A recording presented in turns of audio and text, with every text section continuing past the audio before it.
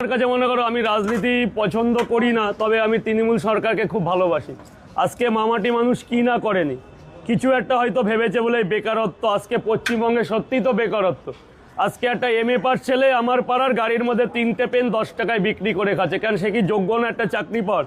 তবু আজকে সে করে খাচ্ছে। এবার একটা ভাতাতে সে যদি মাসে 1500 টাকা দেয়, সবচেয়ে উপকার কার হবে জানো? দারিদ্র সীমার নিচে বসবাসকারী করে একটা ছেলে, যে আজকে মাধ্যমিক দিয়েও ভাবা করে ঘুরে বেড়াচ্ছে, কিছু না পেরে সে এমন একটা পরিস্থিতিতে চলে যাচ্ছে, একটা মেন্টালের মধ্যে চলে যায়। তাও যদি সরকার পক্ষ থেকে 1500 টাকা পায়, অন্তত পরিবারের পাশে দাঁড়াতে পারবে। অনেকে তো বড় বড় কথা বলছে, লক্ষ্মীর ভান্ডার কে না নিচ্ছে? লক্ষ্মীর ভান্ডার বেড়ে গেল, আরো বেড়ে তো গেল, আর কে না নিচ্ছে?